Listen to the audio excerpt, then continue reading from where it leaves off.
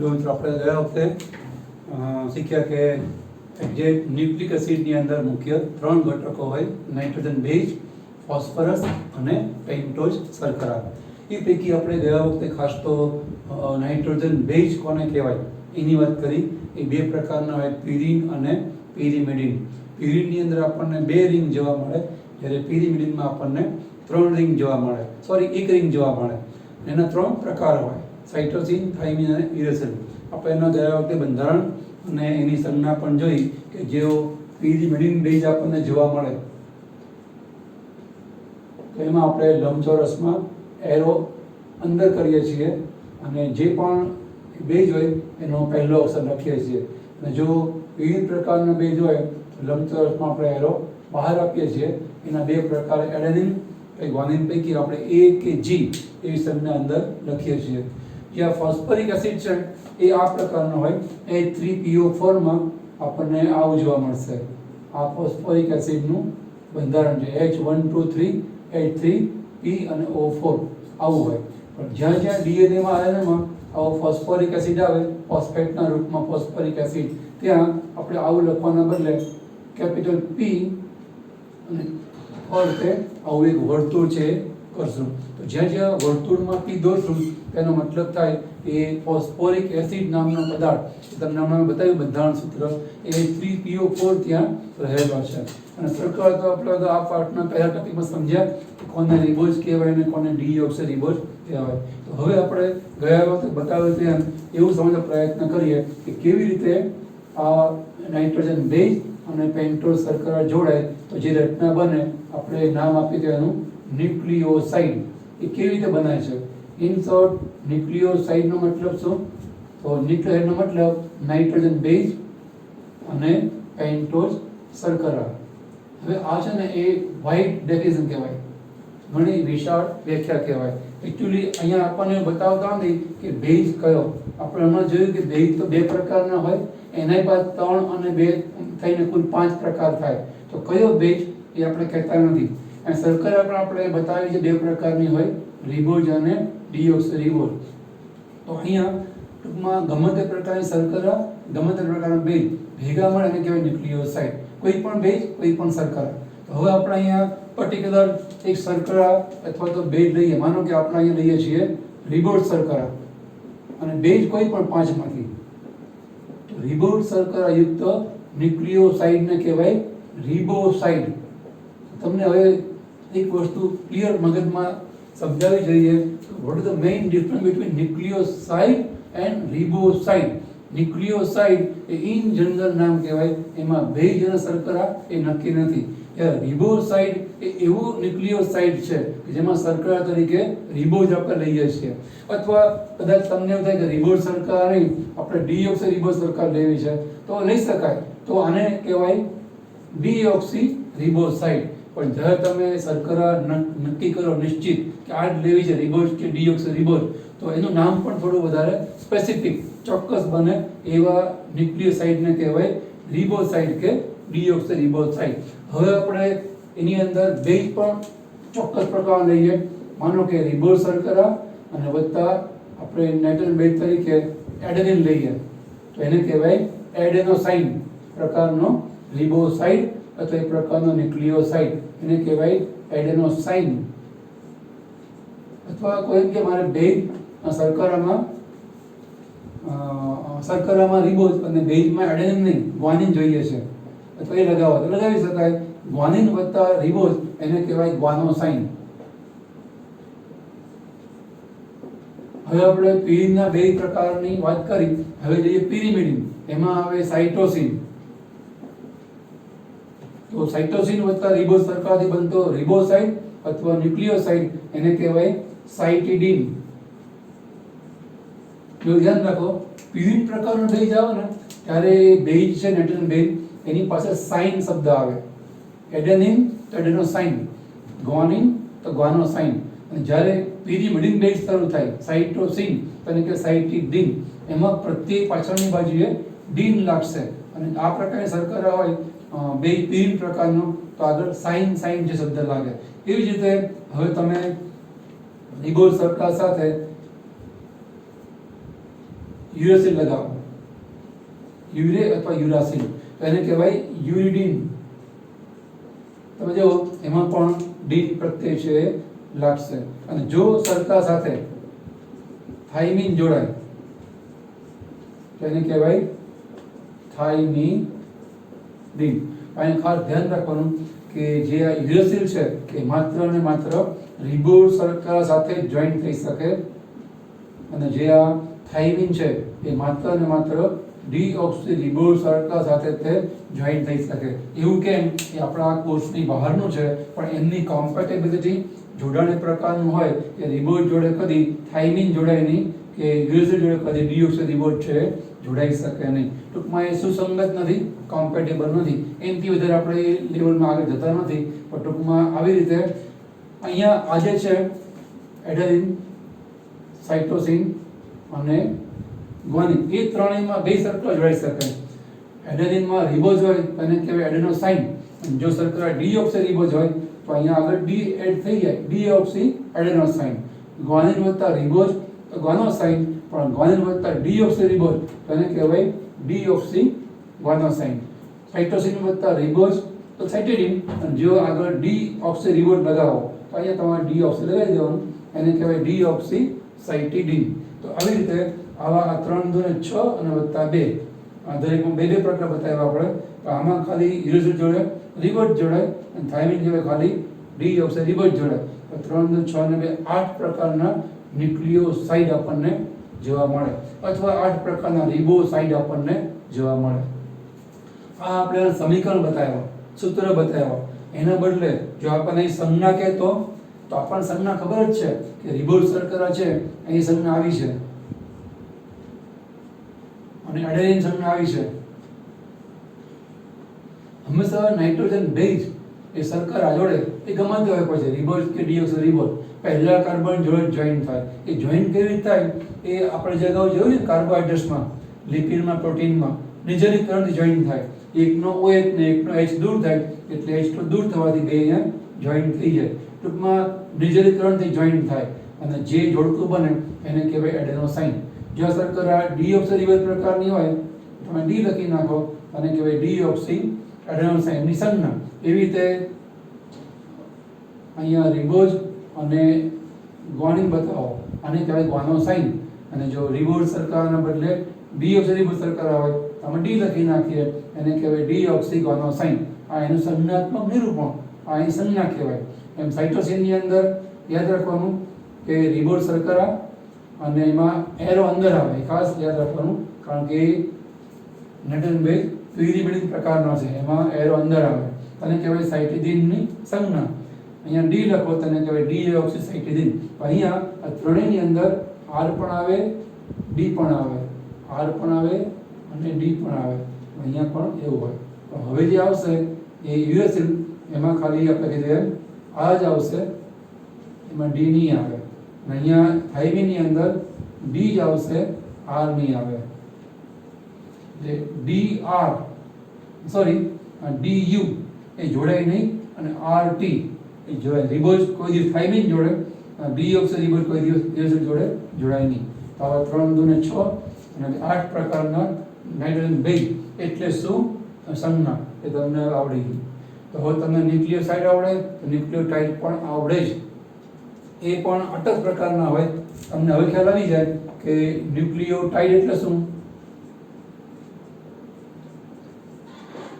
તો એની અંદર આપણે કીધું કે ન્યુક્લિયોસાઇડ એમાં ફોસ્ફરસ ઉમેરવાનો, એટલે કે કેપિટલ P અને વર્તુળ જેને આપણે કહીએ છીએ ફોસ્ફોરિક એસિડ. આપણે હમણાં બતાવ્યું કે ન્યુક્લિયોસાઇડ એટલે શું એ તમને પાક્કું આવડે છે. બરાબર, કુલ 8 પ્રકારના ન્યુક્લિયોસાઇડ આપણને જોવા મળે.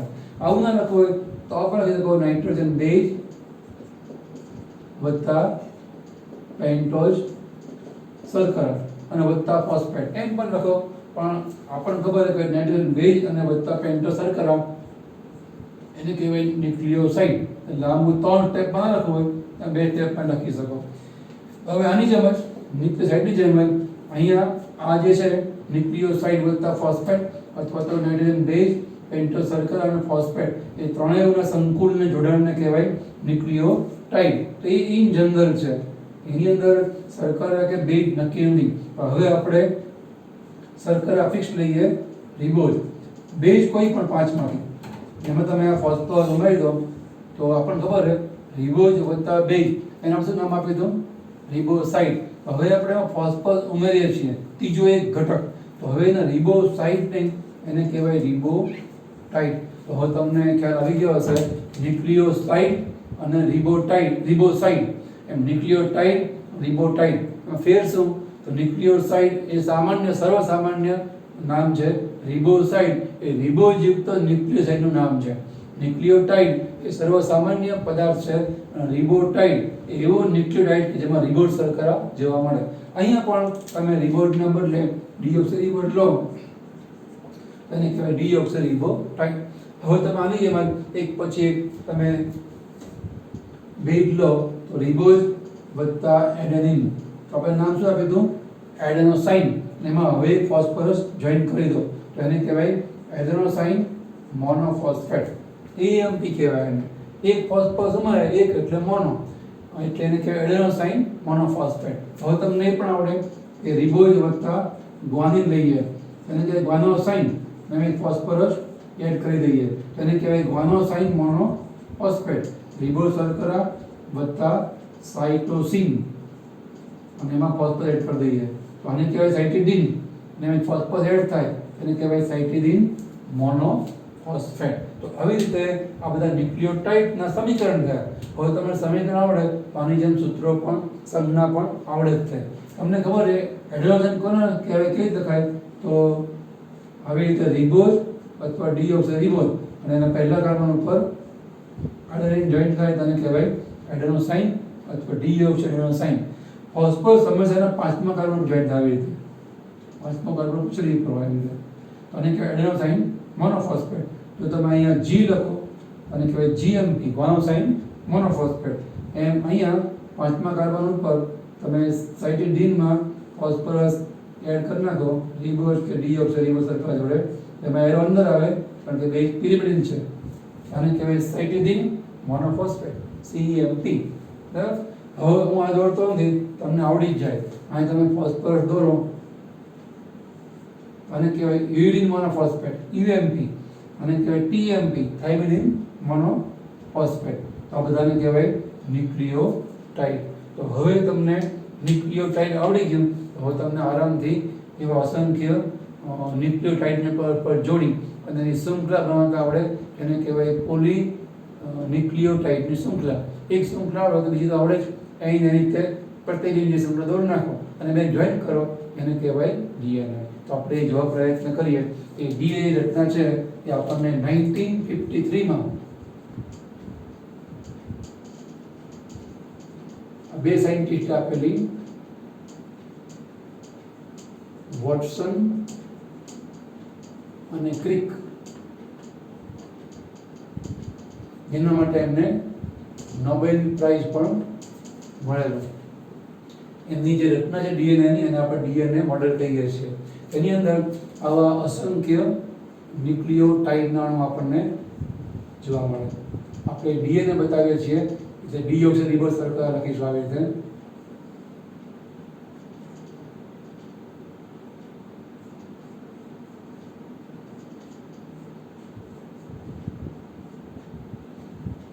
શક્ય હોય એટલે આપણે ન્યુક્લિયોટાઇડના પ્રકાર બતાવીએ.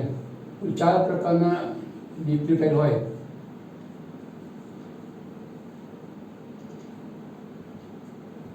એડેનોસાઇન monophosphate AMP, ગ્વાનોસાઇન monophosphate GMP, સાઇટિડીન monophosphate CMP અને થાઇમિડિન મોનોફોસ્ફેટ TMP.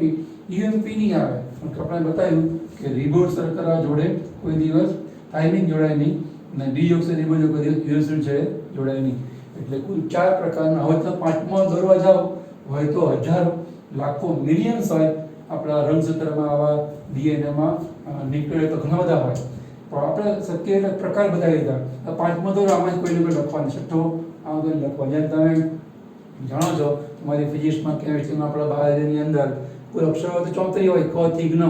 ઇંગ્લિશમાં હોય તો A to Z 26 અક્ષરો હોય, અક્ષરો તો વધારે છે નહીં, જે કંઈ છે એની ગોઠવણી કરવામાં આવે છે. એમ આપણા શરીરમાં કુદરતે આ 4 અક્ષરોનો ઉપયોગ કર્યો છે, A G C T. અને આ ન હોય તો A G C U, એમાં T ના હોય, આમાં U આપણને જોવા મળશે. એટલે આપણે 5મા લખતા નથી એ આવા થશે. આ બધા કહેવાય સ્વતંત્ર ઇન્ડિવિડ્યુઅલ ન્યુક્લિયોટાઇડ. હવે જોડાય કેવી રીતે પરસ્પર? તો આગળ આવેલા ન્યુક્લિયોટાઇડના ત્રીજા કાર્બન ઉપરથી OH, અને અહીંયા જે ફોસ્ફરિક એસિડ 5મા કાર્બન ઉપર છે એનો H એ દૂર થાય અને બે અહીંયા જોઈન્ટ થઈ જાય. તો આગલા કાર્બનનો ત્રીજો, આગલા સરખામાં ત્રીજો કાર્બન અને પાછળ વાળાનો 5મો, અહીંયા ત્રીજો અને 5મો, ત્રીજો અને 5મો, ત્રીજો અને 5મો. અહીંયા હવે 5મો હોય તો જોઈન્ટ થાય પણ છે નહીં, એટલે આનો ત્રીજો કાર્બન ખાલી કહેવાય, 3 એન્ડ કહેવાય, END. એન્ડ એટલે છેડો, અંત. ત્રીજા નંબરનો કાર્બન ખાલી છે. ખાલી છે એટલે કે એ હજી આની પછી જો કોઈ આવે અણુ ન્યુક્લિયોટાઇડનો તો અહીંયા જોઈન્ટ થઈ શકે એમ છે ત્રીજા કાર્બન સાથે. એવી રીતે અહીંયા 5મો ત્રીજો, 5મો ત્રીજો, 5મો ત્રીજો, ત્રીજો અહીંયા કોઈ છે નહીં પણ અહીંયા, અને 5મો કાર્બન ખાલી છે એમ કહેવાય, 5 એન્ડ કહેવાય. એટલે અહીંયા નવા અણુ હંમેશા આમ જ ઉમેરાય, 5 to 3 એટલે આની દિશા આ બાજુની છે એવું કહેવાય. આ થઈ ગઈ હવે પોલી ન્યુક્લિયોટાઇડની શૃંખલા. જો એક હોય તો એને કહેવાય ન્યુક્લિયોટાઇડ, અથવા એને કહેવાય મોનો ન્યુક્લિયોટાઇડ. મોનો એટલે એક છે એટલે તમે એને બોલો ન્યુક્લિયોટાઇડ અથવા મોનો ન્યુક્લિયોટાઇડ. એ બી હવે આ બંધથી જોડાયા, ત્રીજા અને 5મા કાર્બન વચ્ચેના બંધથી જોડાયા, તો આ જોડકાને કહેવાય ડાઇન્યુક્લિયોટાઇડ. જેમ ડાઇસેકેરાઇડ, ડાઇપેપ્ટાઇડ અને કહેવાય ડાઇન્યુક્લિયોટાઇડ. ત્રીજો પણ જોડાયાનો આ બંધથી તો એને કહેવાય ટ્રાઈ, ટેટ્રા, પેન્ટા. હવે ટૂંકમાં 3 કરતા વધારે કહેવાય પોલી ન્યુક્લિયોટાઇડ. અહીં જે બંધ બને છે આ બંધને કહેવાય ફોસ્ફો ડાયએસ્ટર બંધ. હવે જેમ તમને ડાયસેકેરાઇડમાં, ડાઇપેપ્ટાઇડમાં આવડે, અહીંયા પણ બોલતા આવડે કે ન્યુક્લિયોટાઇડના બે અણુઓ ત્રીજા 5મા કાર્બન વચ્ચે ડિજેલીકરણથી જોડાય અને ફોસ્ફોડાયસ્ટર બંધ બનાવે, જે જોડકું બંધ એને કહેવાય ડાઇન્યુક્લિયોટાઇડ. અથવા પછી એવા અસંખ્ય અણુ જોડાય ફોસ્ફોડાયસ્ટર બંધથી તેને કહેવાય પોલીન્યુક્લિયોટાઇડ. એ બનવામાં નવા અણુઓ છે એ હંમેશા 3 તરફ જ તે ઉમેરાય, કોઈ આમ નહીં ઉમેરાય. એ ઉમેરે એ ઉત્સેચકનું નામ છે પોલિમરેઝ પ્રકારનો ઉત્સેચક. પોલિમર ચેન બનાવતો ઉત્સેચક એને કહેવાય પોલિમરેઝ. એ જે સામાન્ય નામ છે ઉત્સેચકનું, તો એને કહેવાય DNA પોલિમરેઝ. એ હંમેશા આમર્ત નવા અણુ ઉમેરી શકે છે. એ ઉત્સેચકની મર્યાદા કહેવાય કે હંમેશા આમ જ ઉમેરી શકે નવા અણુઓને, આમ ના ઉમેરી શકે. વોટસનના ક્રિકના મતે DNAના બંધારણમાં આવી પોલિમર ચેન 2 હોય, પણ બે પરસ્પર વિરુદ્ધ હોય, સમાંતર હોય અને અમડાયેલી હોય. તો આપણે અહીંયા બીજી દોરીએ એ શૃંખલા આ પ્રકારની બનશે, પણ આના કરતાં ઉલટી બનાવવાની, એટલે આપણે આવું દોરશું.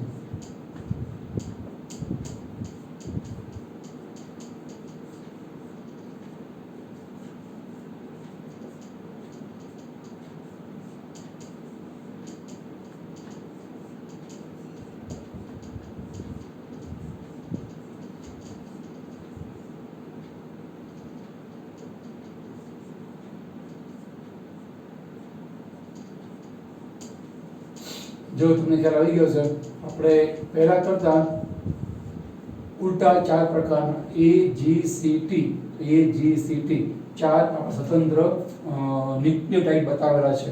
એના અંદર આ બધા ન્યુક્લિયોટાઇડ અથવા બધાને કહેવાય mono nucleotide, IMP, adenosine monophosphate, ગુઆનોસાઇન monophosphate વગેરે. એ પણ આની જેમ જ તે ત્રીજા અને 5મા કાર્બન જોડે જોઈન્ટ, ત્રીજો અને 5મો કાર્બન ફોસ્ફો ડાયસ્ટર બનાવી અને ડાય, ટ્રાય, ટેટ્રા, પેન્ટા એન્ડ અસંખ્ય જેને કે પોલી ન્યુક્લિયોટાઇડ બનાવે. અહીંયા ત્રીજો કાર્બન ખાલી છે, અહીંયા 5મો કાર્બન છે ખાલી, આની દિશા આમ થઈ. હવે અહીંયા પોલિમર નામનો ઉત્સેચક છે એ નવા અણુને આમ ઉમેરે, એટલે આ દિશાની શૃંખલા છે, આ દિશાની શૃંખલા છે. અહીંયા એવો નિયમ છે કે એડેનિન અને થાઇમિન જોડે હંમેશા 2 નબળા H બંધ હોય, એટલે આપણે નબળા છે તૂટક લાઈનથી બતાવી છે, AT અથવા તો TA. તો હવે તમને ખ્યાલ આવી ગયો હશે આપણે આવી સંજ્ઞા કેમ બતાવી. એ બેમાં સુસંગત રીતે જોડાયેલી આપણે સંજ્ઞા કેમ બતાવી કે હંમેશા પિરિમિડિન બેઝ જોયો છે. કોઈ દિવસ 2 પિરિમિડિન બેઝ પરસ્પર આવી રીતે જોડાય નહીં આવી રીતે. કે કોઈ બે પિરિમિડિન બે જાય પરસ્પર જોડાય નહીં. એક આવો પિરિમિડિન હોય તો બીજો આવો પિરિયન જ હોય. એક બીજા જોડે જોડાઈ શકે એમ છે એ દર્શાવવા આપણે આવી સંજ્ઞા એરિયાની પૂરક સંજ્ઞા છે એ બતાવીએ છીએ. અહીંયા હંમેશા એ જોડે જોડાઈ થાઇમિન જ, એમ તો તમને લાગે કે સાઇટોસિન પણ એનો પૂરક જ છે ને, પણ એ હંમેશા જી જોડે જ જોડાય. જી જોડે સી કે સી જોડે જી, અને એ ત્રણ નબળા એચ બંધથી જોડાય. એમની રીતે ત્રણ નિર્બળ એચ બંધ બને છે. એ નબળા એચ બંધ છે માટે આપણે તૂટક લાઈનથી બતાવીએ છીએ. હવે તમે જો વોટસન ને ક્રિક નામના મતે ડીએનએમાં જે રચના હોય એ બતાવી આપણે. ડીએનએની બેવડી શૃંખલા છે, સમાંતર શૃંખલા છે અને વિરુદ્ધ દિશાની શૃંખલા છે. એમના મતે કુંતલાકાર હોય. કુંતલાકારનો મતલબ આ રીતે આપણે વોચ ચડાવે ને, એક જણ આ બેજાને પકડી રાખે અને બીજા વ્યક્તિ બે જણામાં વોચ ચડાવે, તો એવું તમે દોરવા જાઓ ને તો એમાં તમે આ સંજ્ઞા પણ દોરી શકો નહીં. એકચ્યુઅલી આપણને ખબર છે કે અહીંયા ફોસ્ફરસમાં શું આવે, એ 3PO4 આવે. અહીંયા શું આવે, CHOH CHH CHOH એવું આવે. અહીંયા શું આવે, G માં તો આપણે હમણાં શીખ્યા આગલા લેક્ચરમાં કે એની અંદર બેવડી રિંગની રચના હોય, એક ષટકોણ ને પંચકોણ રિંગ. તમે જો આનું બંધારણ બતાવો ને તો મોર કોમ્પ્લિકેટ થઈ જાય. તમે આટલા 4 દુ 8 અણુઓમાં બતાવી શકો જ નહીં, એટલું તમારું સ્ટ્રક્ચર મોટું થઈ જાય. તો એની અંદર આપણે બંધારણ સૂત્ર લખવાના બદલે આ સંજ્ઞાનો ઉપયોગ કરે છે, પંચકોણ ને લંબચોરસ ને વર્તુળ, એવી રીતે થોડું સિમ્પ્લિફિકેશન થયું. ડીએનએ રચના બતાવવામાં થોડી આપણે સરળતા પડે. હવે જ્યારે આપણે કુંતલાકાર બતાવીએ ને તેમાં તો આ સંજ્ઞા એટલે કે આ આકારનો પણ ઉપયોગ કરી શકશું નહીં.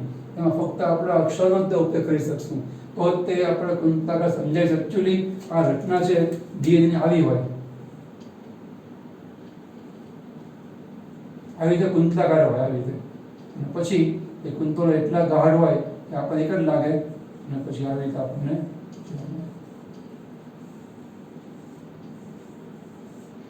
આપણે ગયા લેક્ચર બતાવી દઉં કે આવી રીતે કોષ કેન્દ્રમાં જોવા મળતા આ કોષ, એમાં કોષ કેન્દ્ર, એની રંગસૂત્ર, આ રંગસૂત્ર કેન્દ્ર, આ રંગસૂત્રિકા, વચમાં હિસ્ટોન નામનું બેઝિક પ્રોટીન, એની પર કુંતલાકાર અમરેલો ડીએનએ. એક વડું હોય તો તમે એને ખોલો તો એ બેવડું કુંતલાકાર હોય, અને પછી કુંતલને ખોલો તો આપણને બે સમાંતર શૃંખલા આવી જોવા મળે, જેમાં એકને એક પ્રકારના અણુઓ, હવે એકને એક પ્રકારના અણુઓ અસંખ્ય રિપીટ થઈ રાખે છે. અલગ અલગ પ્રકારના, પણ બંધારણ દ્રષ્ટિએ એક જ છે. એમાં થાઇમિન હોય કે સાઇટોસિન હોય, આ તો બધામાં સેમ છે. બધામાં એકાંતરે ફોસ્ફરસ શર્કરા સેમ છે, ખાલી આ પગથિયા છે એમાં થોડો ફેરફાર છે. તો એને આપણે હવે કુંતલાકાર બતાવીએ તો આપણને આવું જોવા મળશે. તો તમને ખ્યાલ આવી ગયો છે જે ડીએનએમાં આપણને આવું રસાયણ જોવા મળે. એના બંધારણમાં ફોસ્ફરસ શર્કરા અને નાઇટ્રોજન બેઝ જે આપણે લખેલું છે. ડીએનએ ની અંદર નાઇટ્રોજન બેઝ, ફોસ્ફરસ અને પેન્ટોઝ શર્કરા હોય. ડીએનએ માં અહીંયા ડીઓક્સી બજાવે, અહીંયા આરએનએ હોય તો આપણે આર લખે, જ્યાં જ્યાં ટી આવે ત્યાં યુ થઈ જાય. આટલો ફેરફાર થાય ડીએનએ માં અને આરએનએ માં. તો અહીંયા તમને આ જે રચના બતાવીને આને કહેવાય ડીએનએ નું અણુ મોડેલ કહેવાય. આ તમે અણુ બતાવો છો, ડીએનએ નો અણુ, તમે એમાં બધા અણુઓ બતાવો છો, મોલેક્યુલ.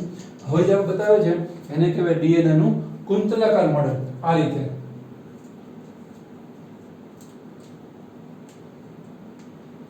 જો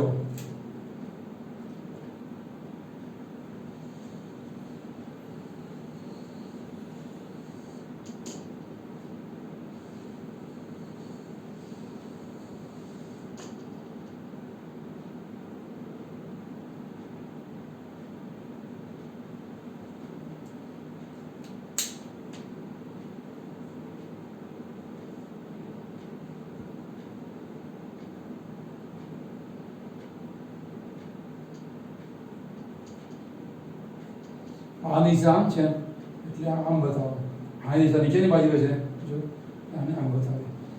બે તમે જો આને કહેવાય ડીએનએ નું કુંતલાકાર મોડેલ.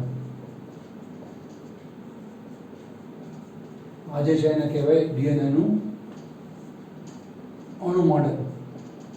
આમાં તમે અણુ બતાવતા નથી, અને અહીંયા આ બધી નાઇટ્રોજન બેઝની જોડી.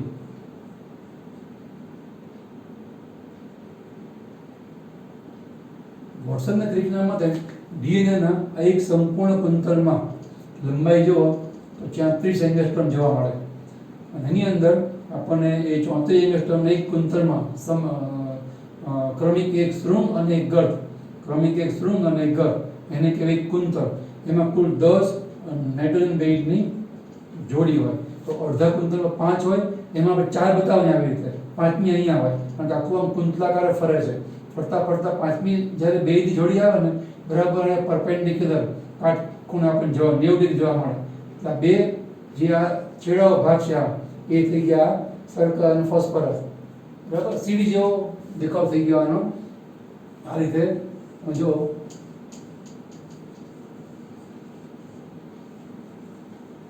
આ પણ તમે જો તમે જીગ જેગ આમ કરો ને ધ્યાનથી તમે જો, હવે આ ચેઇન સીધી કરી નાખો ને તો આવું થઈ જાય શર્કરા ફોસ્ફરસ શર્કરા ફોસ્ફરસ શર્કરા. અહીંયા પણ આ સ્ટ્રેટ કરો તો અંજળ જોડાયેલી છે, આ પણ સ્ટ્રેટ થઈ જાય. અહીંયા પણ શર્કરા ફોસ્ફરસ શર્કરા ફોસ્ફરસ શર્કરા ફોસ્ફરસ આવું આવે, બરાબર. એમાં જ્યાં શર્કરા આવે તે નાઇટ્રોજન બેઝની જોડી આવે આવી રીતે. તો દેખાવ કેવો થઈ ગયો આવી રીતે સીડી જેવો. સીડીના મેં કઠોળા જેવા ભાગમાં આપણને એકાંતરે જોવા મળે શર્કરા અને ફોસ્ફરસ. હું કેમ શર્કરા બોલું છું, ડીઓક્સરીબોઝ કેમ બોલતા નથી કે ડીએનએ હોય તો ડીઓક્સરીબોઝ હોય, આરએનએ હોય તો રિબોઝ હોય. એ રિબોઝના ડીઓક્સરીબોઝ શર્કરાઓ છે, સુગર છે, એટલે હું શર્કરા બોલું છું. તો દેખાવ થઈ ગયો એનો નિસરણી જેવો. એના કઠોળા જેવા ભાગોમાં, કઠોળા મતલબ રેલિંગ, રેલિંગ મતલબ કઠોળા જેવા ભાગમાં એકાંતરે શર્કરા ફોસ્ફરસ હોય અને એના જે સ્ટેપ છે પગથિયા જેવા ભાગોમાં નાઇટ્રોજન બેઝની જોડી જોવા મળે. એ આપણે બતાવી છે. કઠોળા જેવા ભાગમાં એકાંતરે શર્કરા phosphorus DP DP DP DP જોવા મળે. અહીંયા પણ ડીપી ડીપી ડીપી આપણને જોવા મળે. વચમાં આપણને જોવા મળે નાઇટ્રોજન બેઝ જોડી. એ આમ ફરતી રહે. 1 2 3 4 5 ને અહીંયા આવે, પછી અહીંયા 1 2 3 4 5મી પછી અહીંયા આવે 3 4 5મી આવે 1 2 3 4 5મી આવે. બસ જોડી મારવાનું કે આ પટ્ટી લગાવ ખીલી મારી છે. અહીંયા પાંચમી આવીને આવી તો જોડી છે. અહીંયા વોટસનની રીતના માટે આને કહેવાય ડીએનએની બેવડી કુંતલાકાર રચના, જે સમાંતર છે, વિરુદ્ધ છે, બેવડી શૃંખલા છે. અને એક કુંતલની લંબાઈ 34 એંગસ્ટ્રોમ હોય, એને કુલ 10 જોડી હોય, એટલે અડધા 5 હોય, અડધા બીજી 5 હોય. 5માં 4 બતાવવાની, 5 અહીં બતાવવાની. તો તમને ખબર પડે કે જો એક કુંતલ 34 એંગસ્ટ્રોમ લંબાઈનું હોય અને કુલ 10 જોડી 10 ભાગો પડે તો બે જોડી વચ્ચે અંતર હોય 34 ભાગ્યા 10, 34 એંગસ્ટ્રોમ આપણને અંતર છે જોવા મળે. અને એ બે કુંતલની જે પહોળાઈ છે એ પહોળાઈ આપણને જોવા મળે 20 એંગસ્ટ્રોમ. આને કહેવાય ડીએનએનું કુંતલાકાર મોડેલ. હવે તમને ડીએનએમાં કઈ રચના હોય એ અંદાજ થોડો આવી ગયો હશે. હું માનું છું કે તમને આમાં કંઈ નહીં સમજાયું હોય, એવું બન્યું નહીં હોય. એકવાર ફરી વિડીયો સ્ટોપ કરતાં કરતાં જુઓ. બુકમાં જે આપ્યું છે એ બુકની અંદર 12મા ટેક્સ્ટબુક જો હોય તો એની અંદર જે પ્રકરણ 6 છે એ પણ ખોદીને જુઓ. નહીંતર આપણું આ જે પ્રકરણ છે એની અંદર પણ આની ફિગર આપણને આપી જ છે. થોડું વર્ણન ટૂંકું છે, મેં ત્યાં થોડું વિસ્તારપૂર્વક સમજાવવા પ્રયત્ન કર્યો છે. તમારા દિમાગમાં રચના એની ઉતરશે. અહીંયા આપણે ચોથો સજીવના અગત્યનો અણુ છે પૂરો કર્યો, લિપિડ પ્રોટીન કાર્બોહાઈડ્રેટ્સ અને આ ન્યુક્લિક એસિડ. તો છેલ્લો અણુ બાકી રહ્યો ઉત્સેચકો, એ આપણે નેક્સ્ટ ટાઈમ જોઈએ છીએ.